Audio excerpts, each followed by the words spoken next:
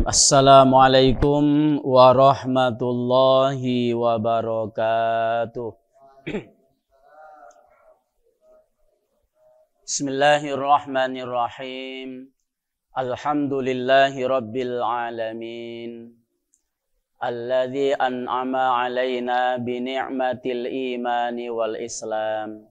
Wa 'allafa baina qulubina fa asbahna bi ni'matihi ikhwana. Ashhadu an la ilaha illallah wahdahu la syarikalah wa ashhadu anna Muhammadan abduhu wa rasuluh. Allahumma salli wa sallim wa barik wa karim ala Muhammadin sayyidil anbiya'i wal mursalin wa ala alihi wa sahbihi ajma'in. Amma ba'd. Bapak Ibu, mari kita istighfar, mohon supaya majelis ini diberkahi oleh Allah dan kesalahan yang ada di dalamnya diampuni oleh Allah Subhanahu wa taala. Ikuti saya ya. Astaghfirullah Rabbal baraya. Astaghfirullah minal khataya. Astaghfirullah Rabbal baraya. Astaghfirullah minal khataya. Rabbi zidni ilman nafi'a wa wafiqni amalan shalihan. Alhamdulillah, Bapak-bapak, Ibu-ibu, jamaah majelis ilmu yang insyaallah diberkahi Allah Subhanahu wa taala. Kajian tentang akidah kita lanjutkan, akidah Islamiyah, ya, akidah Islam. Kita masih membahas kitab Aqidatul Awam pada baris kelima ya. 1, 2, 3, 4, 5 dan 6 Bapak Ibu ya. Saya bacakan pada baris 5 dan 6 itu. Wa ba'du fa'lam bi wujubil ma'rifah min wajibil lillahi 'ishrina sifah. Kemudian ketahuilah tentang kewajiban mengenal sifat 20 bagi Allah yang hukumnya wajib. Wallahu mawjudun qadimun baqi mukhaliful lil khalqi bil itlaqi. Kemudian sifat 20 yang wajib itu wallahu mawjudun, bahwasanya Allah itu mawjud, wujud ya. Qadimun atau qidam, wujud itu ada, qadim itu dahulu, baqi itu baqa artinya kekal ya. Mukhaliful lil khalqi yang berbeda dengan makhluknya, bil itlaqi makhluk yang tidak kekal. Nah, kemarin kita sudah membahas tentang wujud artinya ada, lawannya adam tidak ada. Qidam artinya dahulu, lawannya hudus artinya yang baru ya. Kemudian baqa artinya kekal, lawannya fana ya, artinya musnah. Nah, sekarang yang keempat yaitu mukhaliful lil khalqi bil itlaqi. Dalam bahasa yang lain Allah memiliki sifat mukhalafatu lil hawadis ya. Mukhalafatu lil hawadis. Mukhalafah itu artinya berbeda ya, berbeda lil hawadis dengan yang baru. Apa yang maksud dengan baru? Baru di sini maksudnya adalah makhluk ya. Sudah share ya Ustaz Karim ya. Nanti kalau sempat di-share ke grup biar lebih tahu. Jadi malam ini kita bahas tentang satu sifat wajib bagi Allah, mukhalafatu lil hawadisi. Mukhalafatu artinya berbeda, lil hawadisi dengan yang baru. Yang baru berarti maksudnya adalah makhluk ya. Karena begini Bapak Ibu, ada khalik itulah Allah, ada makhluk yang diciptakan oleh Allah. Jadi Khalik itu sang pencipta, makhluk yang diciptakan. Maka sang pencipta itu pasti berbeda dengan yang menciptakan. Analogi baik Bapak Ibu, tukang kayu buat kursi, pasti tukang kayu itu berbeda dengan kursi. Tidak akan ada kursi sama dengan tukang kayunya, ya tidak mungkin kan. Maka Al-Khaliq Allah Subhanahu wa taala pasti berbeda dengan makhluknya. Makhluk Allah itu baik yang gaib maupun yang syahadah. Yang gaib itu malaikat, ya. Kemudian jin, di dalamnya itu ada iblis, setan, ya. Yang syahadah, yang nyata itu manusia, hewan, tumbuh-tumbuhan, dan benda-benda di alam semesta ini.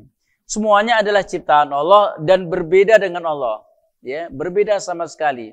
Baik benda secara wujudnya maupun benda secara sifatnya pasti berbeda dengan Allah Subhanahu wa taala. Karena itu umat Islam wajib meyakini seyakin-yakinnya Allah sang pencipta tidak sama dengan makhluk yang diciptakan oleh Allah Subhanahu wa taala. Ini dalilnya Bapak Ibu, kita cantumkan Al-Quran surah Asy-Syura ayat 11. Ya. Allah berfirman, Fatirus samawati wal ard, ja'ala lakum min anfusikum azwaja, wa minal an'ami azwaja, yadra'ukum fih, laisa kamislihi syai'un, wa huwas sami'ul basir. Fatirus samawati wal ard, Allah lah yang telah menciptakan langit dan bumi. Ja'ala lakum min anfusikum azwaja. Allah menjadikan bagi kamu dari jenis kamu sendiri itu sebagai pasangan. Artinya Allah menjadikan pasangan bagi diri kita sendiri dari jenis kita. Manusia dipasangkan dengan manusia. Wa min an'ami azwaja, dan juga Allah menjadikan binatang, ya, atau hewan itu juga berpasang-pasangan pula. Ada hewan jantan, ada hewan betina. Lalu dari pasangan ini nanti akan berkembang biak. Ini semuanya Allah yang menciptakan. Kemudian dijadikannya kamu berkembang biak dengan jalan itu, ya. Jadi manusia dari Nabi Adam cuma 2 orang, ya, Nabi Adam dan Bunda Hawa. Nabi Adam dan Bunda Hawa memiliki anak 40 Bapak Ibu, ya. 40 itu 20 laki-laki, 20 perempuan. Lalu berkembang biak banyak sekali. Tapi di zaman Nabi Nuh hanya 80 yang diselamatkan dari keturunan Nabi Adam yang beriman. Yang kafir musnah ditelan banjir. Karena Nabi Nuh memang berdoa kepada Allah, ya Allah, habiskan orang-orang kafir, jangan tersisa. Jadi hanya orang-orang beriman 80 itu. Nah, dari 80 inilah yang turun-temurun sampai ke kita, Bapak Ibu. Jadi aslinya kita ini adalah keturunan orang yang baik-baik, ya, orang yang beriman kepada Allah di zaman Nabi Nuh alaihissalam. Ada dari 80 ini yang ke Eropa, ada yang ke Afrika, ada yang ke ranah Melayu, inilah kita. Ya. Nah, ini semuanya Allah bercerita, Allah yang menciptakan perkembangbiakan makhluk-makhluk ini. Lalu Allah menutup ayat ini, laisa kamislihi syai'un wa huwas sami'ul basir. Tidak ada sesuatu pun yang serupa dengan dia, dengan Allah, dan dialah Allah yang maha mendengar lagi maha melihat. Jadi begini Bapak Ibu, kalau ada Tuhan yang serupa dengan makhluk, ya, mohon maaf, ada yang dipertuhankan, ternyata itu serupa dengan makhluk, itu pasti bukan Tuhan. Kalau yang namanya Tuhan pasti berbeda dengan makhluk yang diciptakan. Contoh Bapak Ibu, ada orang mempertuhankan Nabi Isa alaihissalam, yang kemudian dikenal dengan Yesa atau Yesus. Ya. Padahal Nabi Isa itu makhluk. Kalau dia dipertuhankan sama dengan makhluk. Nabi Isa punya ibu, Nabi Isa makan, Nabi Isa minum, Nabi Isa dilahirkan, Nabi Isa tidur, Nabi Isa juga mati, ya, sama dengan makhluk. Ya. Kalau sama berarti dia bukan Tuhan. Oke, ada orang yang menyembah patung, berhala, dipertuhankan. Padahal dia makhluk. Kenapa? Lihat, patung berhala itu dibuat. Ya, dibuat. Yang namanya dibuat itu pasti makhluk, apalagi yang membuat manusia, gitu. Itu bukan Tuhan. Jadi enaknya begitu. Apapun yang dipertuhankan oleh manusia, ya, kalau dia sama dengan manusia atau sama dengan makhluk yang lain, berarti itu bukan Tuhan. Yang namanya Tuhan pasti mukhalafatu lil hawadis, berbeda dengan makhluk yang diciptakannya. Nah, sekarang Bapak Ibu, kita akan mengungkap apa perbedaan utama antara Allah dengan makhluknya. Ya, sehingga haram menjadikan makhluk itu sebagai Tuhan. Mohon maaf kan, ada agama tertentu yang tidak usah saya sebutkan, semua yang bermanfaat itu dijadikan Tuhan, disembah. Istilah mereka dewa lah kira-kira begitu ya. Semua yang bermanfaat dianggap sebagai Tuhan. Nah, ditayangkan. Bisa ya? Coba kalau bisa.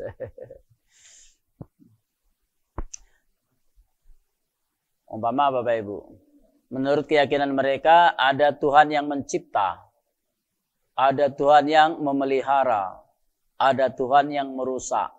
Lalu Tuhan-Tuhan ini dibuati rumah, lalu mereka sembah. Ya. Pohon, kalau dia memberikan manfaat, itu dianggap dewa, maka disembah. Air dianggap bermanfaat, dijadikan dewa air, disembah. Bahkan sapi, Bapak Ibu, mohon maaf ya. Sapi itu katanya ada manfaat. Iya, apa? Susunya bisa diminum. Maka sapi dijadikan dewa. Itu padahal itu makhluk. Ya. Maka yang namanya makhluk itu tidak sama dengan Tuhan dan tidak bisa dipertuhankan. Kalau menyembah yang itu berarti sama-sama menyembah makhluk. Nah, ada 3 hal Bapak Ibu yang membedakan antara Allah dan makhluk. Ya. Pertama, berbeda dari segi zatnya. Secara harfiah, zat berarti rupa atau bentuk. Rupa atau bentuk. Kita manusia Bapak Ibu tidak pernah bisa membayangkan rupanya Allah. Tidak pernah bisa membayangkan bentuknya Allah. Apakah rupanya Allah itu ganteng, apa cantik, apa senyum, apa muram, kita tidak tahu. Bentuknya juga tidak tahu. Ya. Apakah bentuknya itu segi 4, segi 3, segi 8, bulat, lonjong, kita tidak tahu. Ya. Itu kenapa? Karena kalau dia berbentuk, dia berupa, bisa kita bayangkan, pasti itu makhluk. Coba Bapak Ibu. Kalau Bapak Ibu, orang tua sudah meninggal, ya, bapak kita sudah wafat. Bisa tidak Bapak Ibu membayangkan wajah bapak kita? Bisa. Bisa. Kenapa? Karena kita pernah melihat wajah bapak kita selagi masih hidup. Ya. Dan kalau kita bisa bayangkan, berarti pernah kita lihat, itu makhluk namanya. Kalau saya suruh, coba bapak-bapak, ibu-ibu pejamkan mata, bayangkan duren. Terbayang enggak kira-kira? Terbayang. Kenapa? Duren itu makhluk pernah kita jingok, ya. Atau bayangkan LRT, terbayang oleh kita, ya. Nah, kalau itu Tuhan Allah, tidak pernah kita lihat, tidak pernah kita dengar suaranya, tidak pernah kita raba bentuknya, pasti kita tidak akan pernah bisa membayangkan. Jadi tidak boleh kita bayangkan Allah. Bayangkan Allah hadir tengah-tengah kita. Jangan bayangkan bentuk dan wajahnya. Tidak bisa Bapak Ibu. Tidak bisa. Cuman yakinkan Allah hadir. Nah, itu saja. Yakinkan Allah hadir. Nah, zat Allah ini tidak bisa kita bayangkan. Maka ada seorang sahabat Abdullah bin Abbas radhiyallahu anhu pernah berkata, tafakkaru fi khalqillah wala tafakkaru fi dzatillah. Bertafakur, pikirkan saja tentang ciptaan Allah. Jangan pernah memikirkan tentang zat Allah. Ya. Kalau orang memikirkan tentang zat Allah, tidak akan pernah terpikir. Karena kalau ada zat yang terpikirkan, terbayangkan, itu pasti bukan Tuhan. Ya. Kalau Tuhan tidak akan bisa terbayangkan, tidak akan terpikirkan, maka Tuhan tidak bisa dipersonifikasikan. Ya. Dipersonifikasikan itu bisa dibayangkan, tidak bisa. Sama Ustadz, kalau kita sholat Allahu Akbar, membayangkan Allah di depan mata kita, kita bayangkan huruf alif, lam, ha. Itu lafzul jalalah ya. Tulisan itu bacanya Allah. Jangan syirik, gak boleh membayangkan Allah itu huruf. Ya. Allah itu bukan huruf. Ya. Atau Allah kita bayangkan sosok yang besar, tinggi, hijau, matanya besar, mulutnya besar. Jangan, itu bukan Allah. Ya. Tidak bisa kita membayangkan. Sampai kapanpun kita tidak akan bisa membayangkan bagaimana zatnya Allah Subhanahu wa Ta'ala. Itu yang pertama, Bapak Ibu ya. Zat Allah berbeda dengan zat makhluk. Sekarang begini, Bapak Ibu. Tidak bisa ya, Ustaz ya. Ya. Sekarang begini. Zat ya. Zat Allah itu bagi kita sekarang adalah gaib. Kita sudah bahas ketika kita bahas tentang wujud Allah ya. Nah, sekarang kita ini syahadah nyata. Kalau begitu hebatnya nyata dengan yang gaib tidak. Jadi zat kita yang kita manusia ini kan tercipta dari tanah, dari air ya. Ada di dalam diri kita ini ada juga gas ya. Itu semuanya adalah makhluk ya. Semuanya adalah makhluk. Zat Allah yang uji kita gaib itu hakikatnya itulah zat yang hakikinya Allah. Ya. Gaib itu bagi kita, masuk gaib itu tidak kelihatan oleh mata. Pokoknya tidak terdeteksi oleh panca indera lah, itu gaib. Ya. Kalau angin, udara, gaib tidak Bapak Ibu? Udara itu memang tidak terjenguk. Tapi bisa kita rasakan. Umpamanya kita terasa di kulit kita. Berarti itu tidak gaib, itu syahadah. Ya, masih terdeteksi oleh panca indera kita, apakah penglihatan, penciuman, pendengaran, atau perabaan, atau pengecapan. Warna itu tidak bisa kita sentuh. Yang kita sentuh itu barangnya. Ya. Warna itu karena bisa dibedakan dengan mata, maka tidak gaib. Suara tidak bisa kita pegang, suara itu memang tidak bisa kita lihat, tapi bisa kita dengar, maka itu namanya syahadah. Ya. Dan keberadaan manusia ya, dan makhluk yang syahadah ini sesungguhnya adalah bayangan dari yang gaib. Bukan yang gaib, bayangan dari yang syahadah. Yang hakikat zat ini adalah Allah Subhanahu wa Ta'ala. Sudah saya sampaikan waktu sifat Allah wujud ya, wujud. Jadi makhluk ini adalah bayangan Allah. Andai tidak ada Allah, tidak akan ada makhluk. Kan begitu kan? Kita bisa tegak di sini, ada listrik, ada bayangan karena ada kita. Kalau kita tidak katik, bayangan kita tidak akan ada. Maka wujudnya makhluk karena ada wujudnya Allah. Nah ini zat, Bapak Ibu ya. Zat. Maka kalau kita tanya zat Allah itu apakah zat padat, apakah zat cair, apakah zat gas? Semuanya tidak. Kalau dikatakan Allah zat padat, berarti makhluk. Zat cair, makhluk. Zat gas, makhluk. Maka Allah terbebas dari ketiganya itu. Karena zat Allah pasti berbeda dengan zat makhluk. Makanya disebutkan mukhalafatul lil hawadis. Oleh karena itu Allah mempunyai sifat mustahil mumasalatul lil hawadis. Allah mustahil sama dengan makhluknya yang baru diciptakan. Oke. Ini masalah zat Bapak Ibu ya.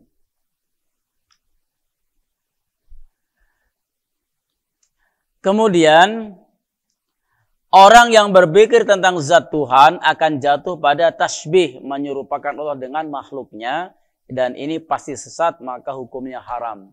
Memikirkan tentang zat Allah, nanti dia meraba-raba tasbih. Tasbih itu menyerupakan, bukan tapi subhanallah bukan. Tasbih itu pakai shin ya, itu menyerupakan Allah dengan makhluk. Nah, orang-orang yang akalnya rendah Bapak Ibu, ya, dia tidak akan menyembah Tuhan yang tidak kelihatan. Maka mereka memprediksi, memikirkan Tuhan itu harus kelihatan. Karena itu dibuatlah yang bisa kelihatan. Apa? Itulah patung dibuat kan? Seperti itu. Sebab Tuhan tidak akan pernah bisa kelihatan. Oke, itu zat. Zat Allah ya.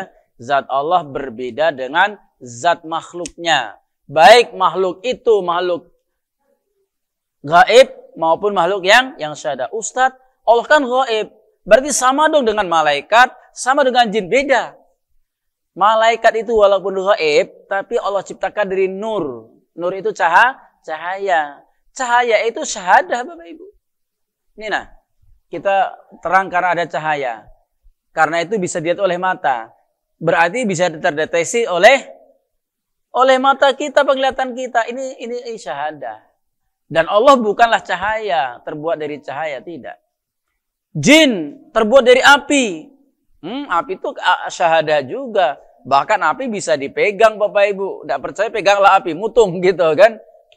Bisa menjadi bara kita pegang. Nah, walaupun jin itu gaib, tapi jin itu adalah makhluk. Tentu berbeda dengan zat Allah Subhanahu wa Ta'ala. Bisa dipahami Bapak Ibu ya?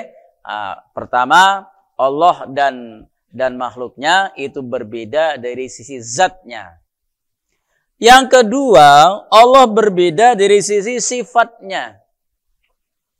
Dari sisi sifatnya. Saya bacakan Bapak Ibu, ini saya tuliskan. Sifat yang dilekatkan kepada Allah berbeda dengan sifat yang dilekatkan kepada makhluk. Letak perbedaannya ada pada ada dan tidaknya perantara. Kalau ada perantara berarti sifatnya makhluk, sedangkan sifat Allah tidak ada perantara. Contoh, Allah punya sifat wujud, kemarin sudah kita bahas Bapak Ibu ya. Wujudnya Allah itu, adanya Allah itu betul-betul dengan sendirinya. Tidak ada yang mengadakan. Ustaz, jadi Allah muncul dengan sendirinya.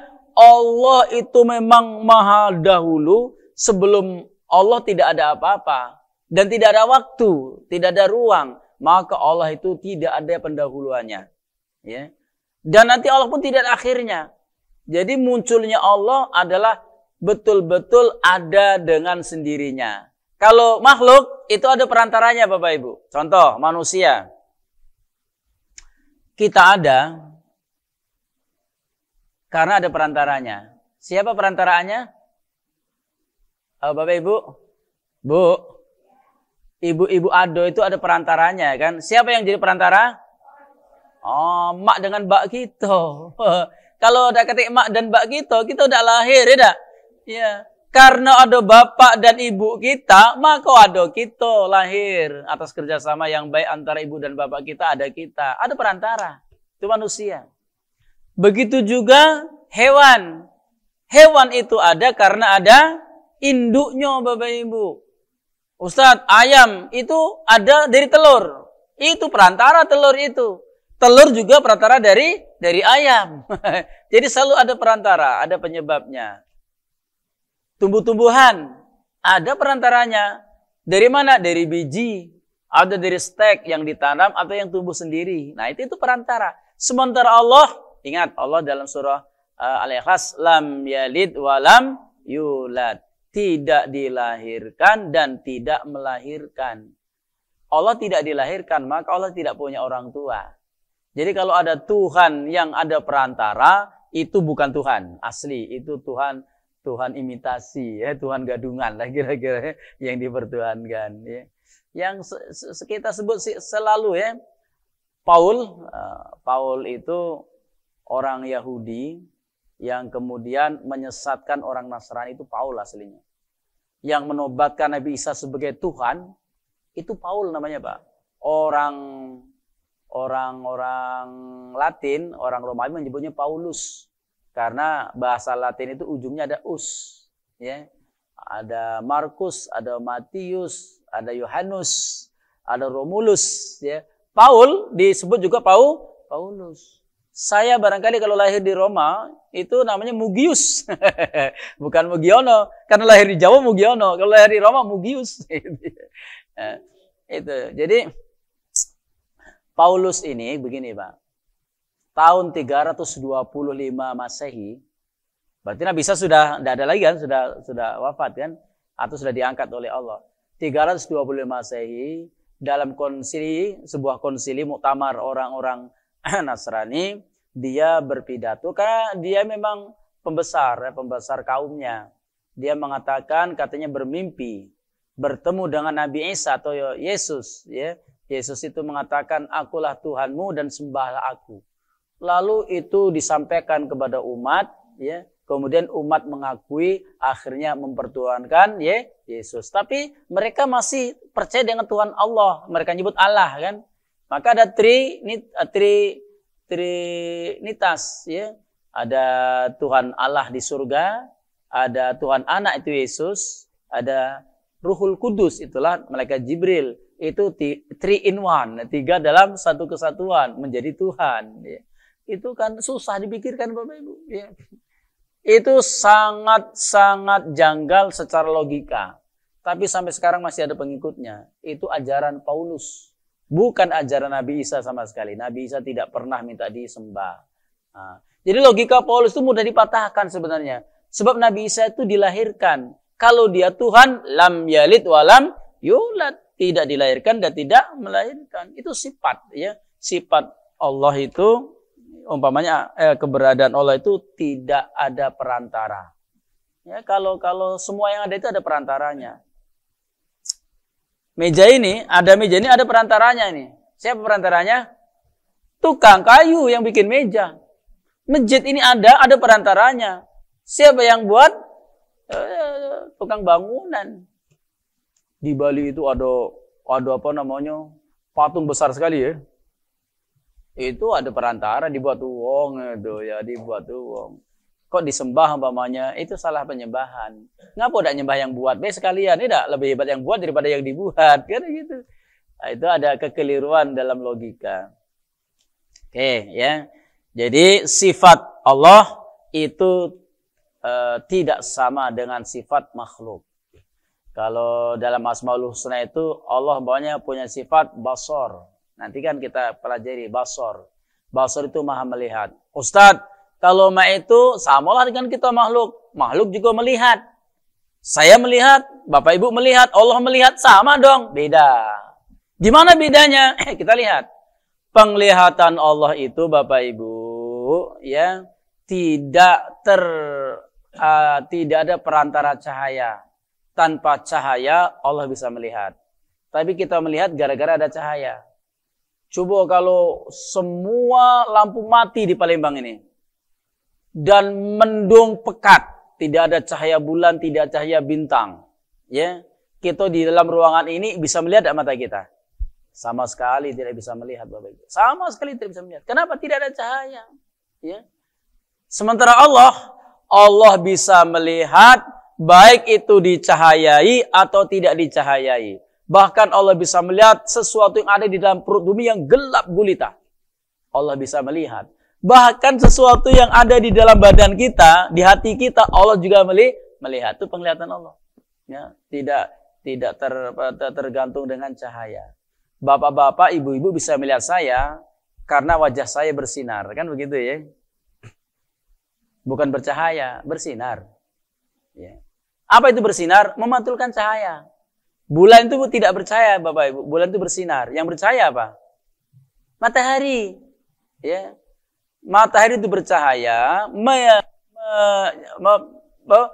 Cahaya matahari mantul ke bulan. Yang kemarin terjadi gerhana itu ya. Lalu bulan itu memantulkan cahaya matahari. Maka dia bersinar. Sama seperti ada cermin, Bapak Ibu. Kitosenteri. Yang punya cahaya siapa itu?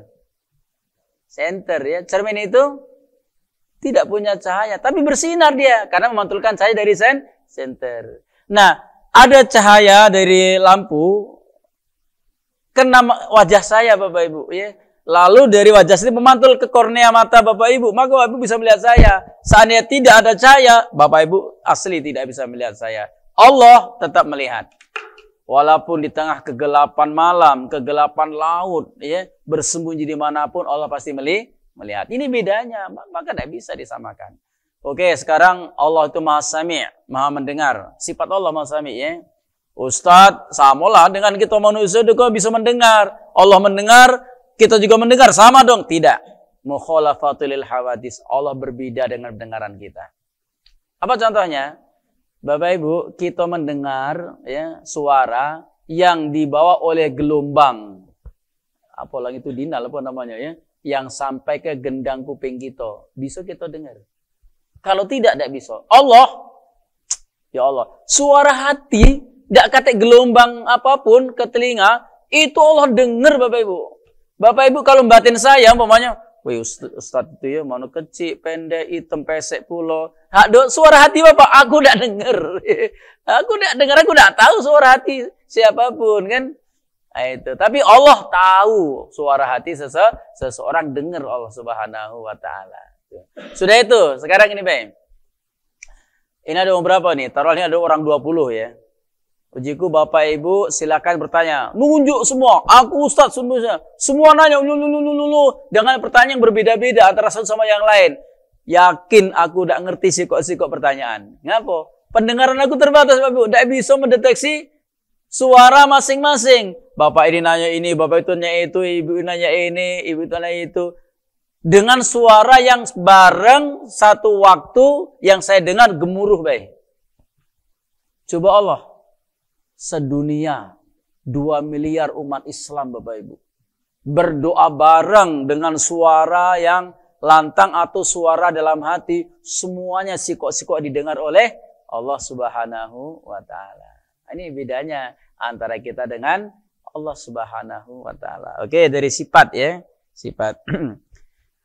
Lalu selanjutnya yang ketiga af'al. Af'al itu perbuatan ya. Perbuatan Allah dengan perbuatan kita beda. Ya. Saya bacakan af'al berarti perbuatan Allah. Perbuatan Allah Subhanahu wa Ta'ala berbeda dengan perbuatan makhluknya. Letak keperbedaannya adalah apabila Allah menghendaki sesuatu cukup dengan mengatakan kun fayakun. Jadi jadilah ya. Ketika Allah membuat Nabi Adam alaihissalam, sudah terbentuk jasadnya hidup. Langsung hidup Nabi Adam itu ya. Terbuat dari tanah itu. Kita udah baca itu. Kita kalau berbuat itu melalui proses.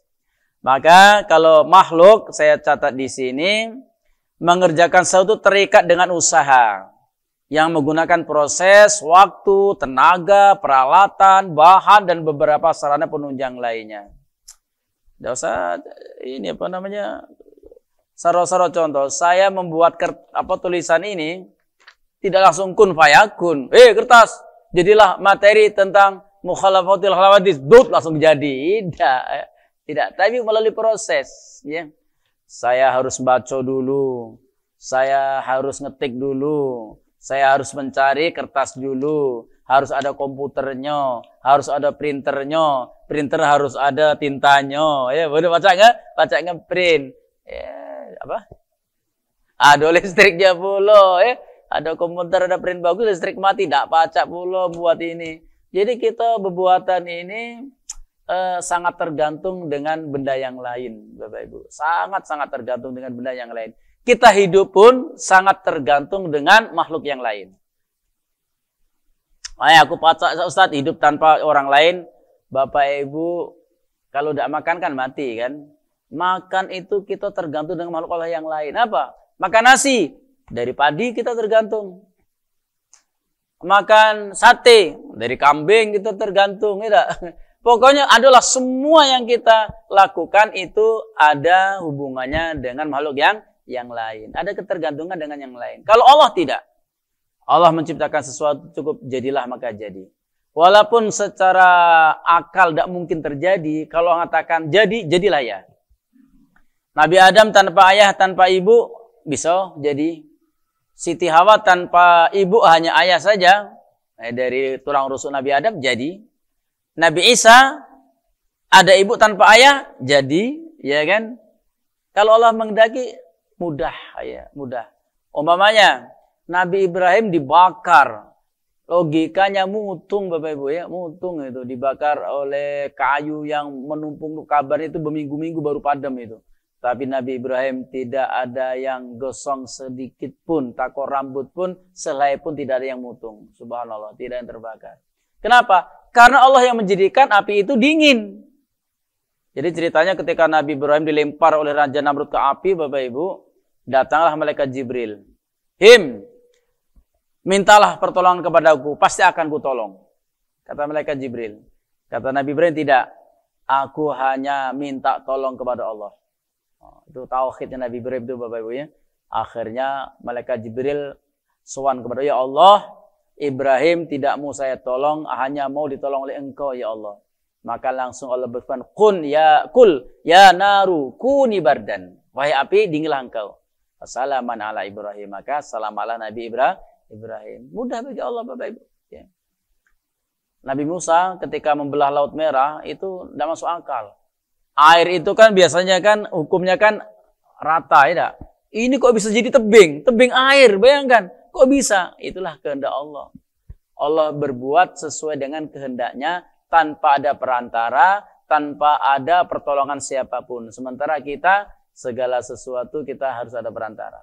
Saya tadi mau ke sini, lalu diprediksi dari rumah itu pas maghrib di sini. Tidak taunya macet. Hanya gara-gara macet, terlambat masbuk tadi. Jadi saya sholat maghrib tadi, Bapak Ibu, 4 kali tahiyat. 3 rakaat, 4 tahiyat. Itu lucu ya. Ini terjadi.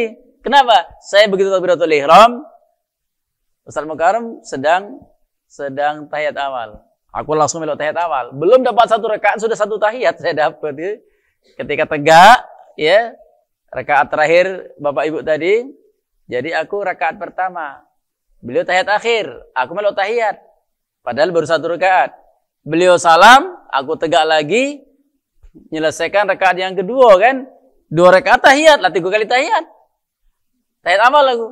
Saya tambah 1 rakaat lagi, tahiyat akhir, 4 kali tahiyat. Ini subhanallah. Jadi memang kita ini tidak pacak diprediksi, Bapak Ibu. Ya. Kita tidak pacak berbuat sesuai dengan kehendak kita, tapi sesuai dengan kehendak Allah Subhanahu wa taala. Mari kita lihat Bapak Ibu, dalam tulisan ini saya buat. Selain itu, kalau makhluk berbuat sesuatu karena terkait dengan kebutuhannya, seperti membuat kursi karena kebutuhan untuk duduk nyaman, tidur butuh istirahat, sedangkan Allah tidak membutuhkan makhluk yang dibuatnya. Bapak Ibu, kalau kita melakukan sesuatu karena kita ada kebutuhan, ya. Allah tidak ada kebutuhan dengan makhluknya. Contoh ya, kita ya, kalau saya tanya, Bapak Ibu, kenapa Bapak Ibu menikah? Apa jawabannya? Ustadz, pertama saya ingin hidup tenang. Sebab hidup sendiri itu tidak tenang. Hidup sendiri tanpa kawan itu tidak seimbang. Ya, ibarat cacing itu berat sebelah. Saya ingin tenang. Apalagi saya ingin ringan beban hidup ini, Ustaz. Ya. Sebab beban hidup kalau dipikul sendiri dengan dipikul berdua pasti lebih ringan berdua. Oh begitu. Apalagi saya pengen keturunan. Tidak mungkin aku punya anak kalau aku tidak kawin. Kira-kira itu kan. Kita ini dalam berbuat apapun ya. Itu. Apa bapak makan, ibu makan? Aku lapar, aku butuh kenyang, maka aku makan. Itu. Ngapa bapak ibu nyekolahkan anak-anak? Supaya mereka jadi orang berilmu. Supaya hidupnya tidak keleleran. Kira-kira itu kan. Jadi kita apapun kita gawe kan, aduh kita kebutuhan dari apa kita kerjakan. Allah tidak. Allah menciptakan manusia, Allah tidak butuh manusia, Bapak Ibu. Allah tidak butuh manusia. Ustadz, kalau Allah tidak disembah oleh manusia, tidak jadi Tuhan. Tidak. Kata Allah dalam berdiskusi, seandainya seluruh jin dan manusia dari awal kuciptakan sampai hari kiamat tidak ada yang taat kepadaku satupun, maka aku tetap mulia sebagai Tuhan. Atau sebaliknya, ya, semua taat kepadaku, ya, aku tetap Tuhan seperti inilah. Jadi tidak ada pengaruh sama sekali, ya, menciptakan makhluk itu. Allah menciptakan malaikat, menciptakan jin juga tidak ada pengaruh sama sekali.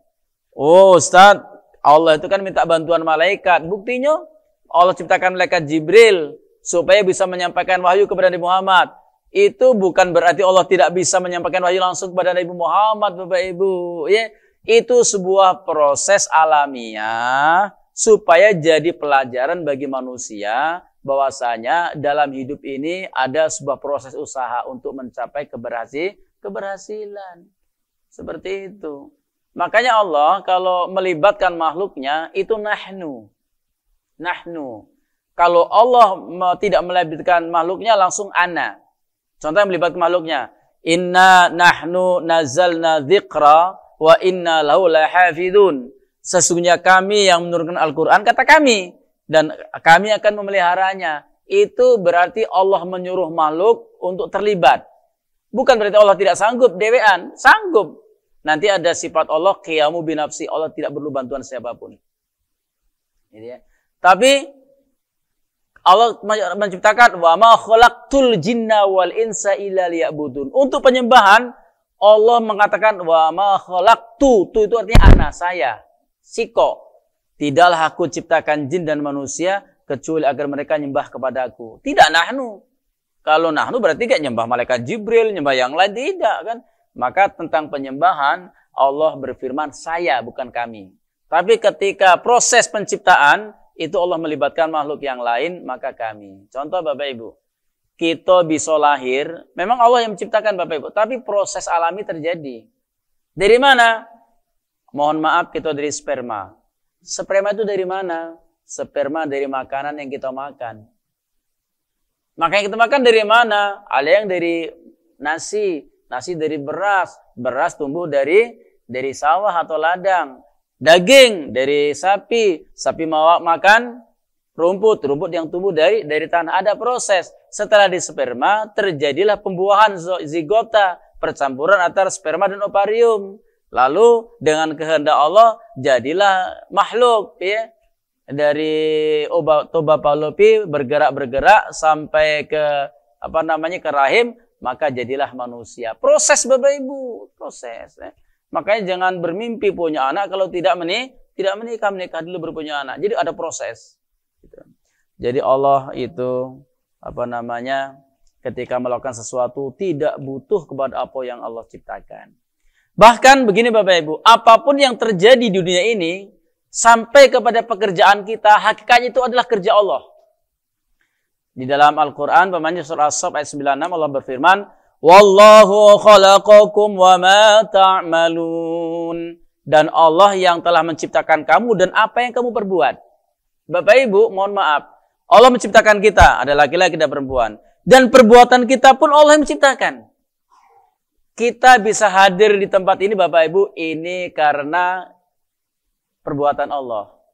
Kalau Allah tidak menghendaki kita hadir, mogolahlah dirancang. Tidak hadir. Pernah saya di jadwal Ustaz Mukarram hari Ahad pertama di Al-Furqan sana ya. Materi sudah saya share ya. Tiba-tiba ada musibah di dusun. Saya pulang ke dusun ya, dan ketika pulang ke Palembang lagi tidak terkejar. Hari Kamis yang lalu saya kan ada jadwal asar itu di kantor pajak di Pelaju. Materi sudah saya share ya. Begitu saya berangkat, macet luar biasa. Dari Pak Jo, depan rumah sakit umum, sampai ke Caritas. Asar sudah selesai, beteleponan. Mak Mono nih, tidak mungkin ini bisa cepat. Sudah saat libur ke baik. Kita sudah di jalan gitu. Ngapa? Rencana kita harus, hendaknya tidak ceramah kan? Tapi Allah menghendaki tidak jadi. Tidak jadi Bapak Ibu. Gampang bagi Allah. Ya. Kenapa? Perbuatan kita itu juga diciptakan oleh Allah Subhanahu wa taala. Aku cara ngomong begini itu karena Allah, bukan karena kehebatan saya. Kalau Allah jadikan suara saya seret saja, mugi kau dak ku kasih suara hari ini. Habis baca ngomong. Tidak bisa, tidak bisa. Itu Bapak Ibu. Kemudian di dalam Al-Quran ketika Allah menceritakan tentang Nabi Muhammad berperang, wa ma ramaita idz ramaita walakinnallaha rama. Tidaklah engkau yang melempar wahai Muhammad ketika engkau melempar, tetapi Allah lah yang pada kekan yang melempar. Maka kata Abah Zain Sukri ngajari kami, kalau kita nak khusus salat Bapak Ibu ya, ketika Allahu Akbar kita angkat tangan kita, jangan diri kita merasa kita gagah pacak ngangkat tangan. Yang menggerakkan tangan kita bisa angkat takbir itu Allah Subhanahu wa taala. kita bisa ruku, kita bersujud itu karena Allah. Termasuk kita bisa hadir di majelis ini Allah yang menciptakan perbuatan ini. Allah yang mentakdirkan. Kalau tidak akan terjadi. Makanya dalam satu hadis Rasul bersabda, la tataharraku dzarratun illa biiznillah. Tiada bergerak satu zarah pun di alam ini kecuali dengan izin Allah. Pak, Bu, ada mobil di jalan yang tidak aspal, debu. Setitik debu yang bergerak itu atas izin Allah. Kalau Allah tidak mengizinkan, tidak bisa bergerak itu debu itu. Subhanallah ya. Jadi apapun yang terjadi itu adalah atas perbuatan Allah Subhanahu wa taala. Oke. Maka dalam kata-kata hauqalah kita diajarkan oleh Rasulullah, la haula wala quwata illa billah. Kita udah katik dayo untuk melakukan ketaatan, tidak ada kekuatan untuk menghalau maksiat kecuali atas izin dari Allah Subhanahu wa taala. Insyaallah paham Bapak Ibu ya? Artinya apa? Allah punya sifat mukhalafatul lil hawadis. Allah berbeda dengan makhluknya. Kalau ada manusia yang mempertuhankan sesuatu tapi ada kesamaan dengan makhluk yang lain, pasti itu bukan Tuhan. Titik. Maka Tuhan hanyalah Allah Subhanahu wa ta'ala. Ya Nabi salam alaika. Ya Rasul salam alaika. Ya Habib salam alaika. Salawatullah alaika. A'udzubillahi minasyaitonirrajim. Bismillahirrahmanirrahim. Alhamdulillahi rabbil alamin. Allahumma shalli ala Muhammad wa ala alihi wa sahbihi ajma'in. Rabbana zidna ilman warzuqna fahma. Allahumma aghnina bil ilmi wa zayyina bil hilmi wa akrimna bit taqwa wa jamilna bil afiyah. Allahumma rzuqna ilman nafi'a wa amalan mutaqabbala wa rizqan halalan thayyiban ya arhamar rahimin. Rabbana atina fid dunya hasanah wa fil akhirati hasanah wa qina azaban nar wa sallallahu ala Muhammadin walhamdulillahi rabbil alamin. Demikian, terima kasih Bapak Ibu dan mohon maaf.